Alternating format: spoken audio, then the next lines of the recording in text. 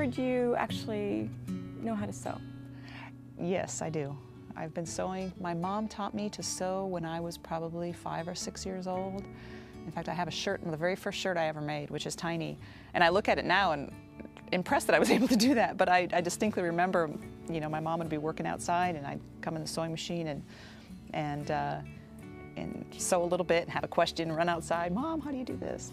So I've been sewing for a very long time. So do you think you'd sew up on the station? I did take some fabric with me in hopes. I like making quilts, and on my shuttle flight I did pack a couple little pieces of fabric that I took in.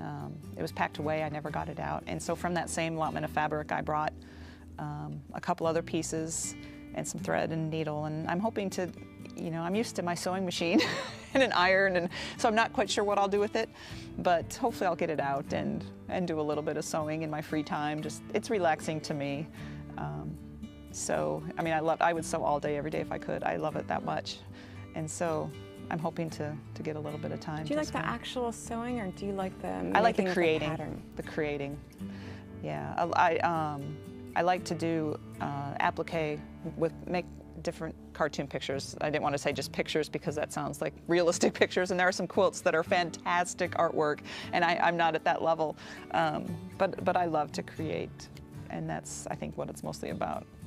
Well, and I think you'll bring, you know, lots of quilters and people who sew with you. They'll be up there with you. I hope so. I hope so. I would really like people to see that, you know, you can have a job like this, which is very technical, and still have hobbies that are not. Well, actually, sewing is kind of technical in a way. I say it's not, but it actually really is. But you know, there are people that use both sides of their brains.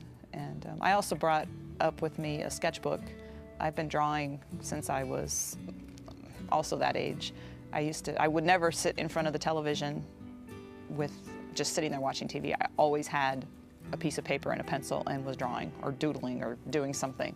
And I used to draw people all the time. I haven't really done that a lot, but I took some pencils up with me in a sketchbook, and I'm hoping to spend, again, some of my free time drawing more than I have been recently, like I used to when I was younger.